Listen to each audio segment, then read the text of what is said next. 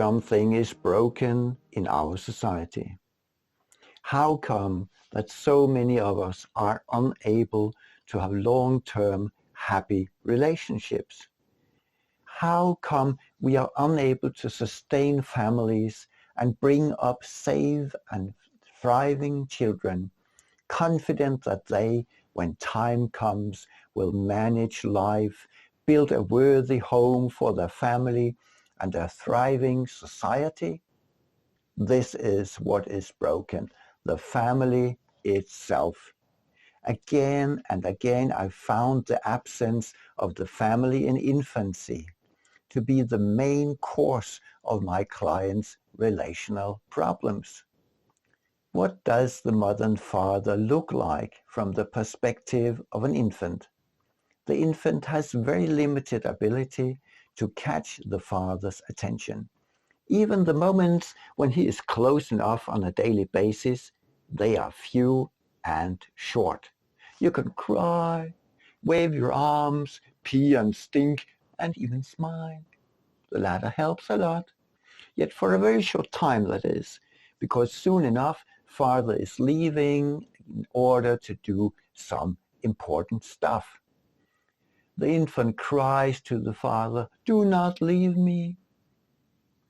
Regardless how the father feels about it, regardless if he speaks it out loud or not, the telepathic answer is always the same. You stay with mother. What I am doing is not for children. You are too young, too small, too weak for what I am going to do. You will slow down and prohibit my work. It's too dangerous, too far away, or too busy. So, to the infant, what does that translate to? Something is more important than me. There is nothing I can do to be with Father. I'm not worthy of Father's attention. I'm not good enough. There is nothing I can do to become good enough. I'm not worthy of this life. I should never have been born.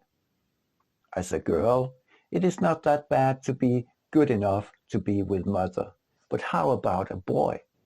Can you see what it does to the infant boy? You are only good enough to be with your mother. How do you understand that statement? Am I born in a wrong body? Should I have been born as a girl? At least I will never, ever become a real man like my father. I will have to do with the second best, whatever that is. Understanding that your father lives in a sphere where you are not worthy, where you are not allowed access, where you never will be able to express yourself. How should you even try to find a way into adulthood, family, or fatherhood? It's a lost case.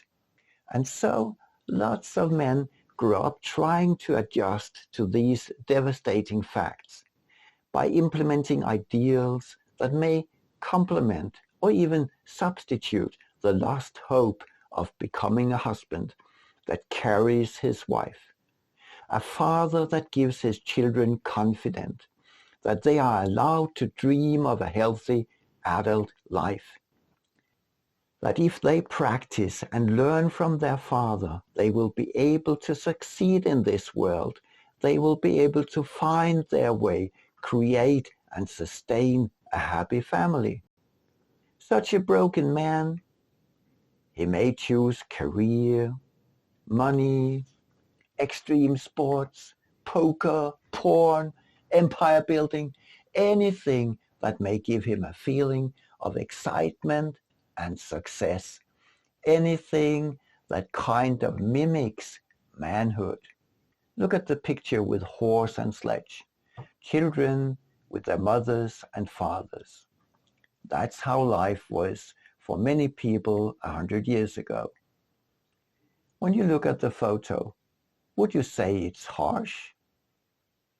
Yet leaving the homestead behind for factory and office came at a high price. Was your childhood anywhere close to this?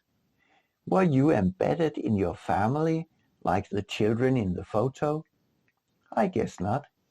Keeping a family all day long is simply impossible today, except for a few Amish people maybe. So what about you? Did your cradle stand in this broken society?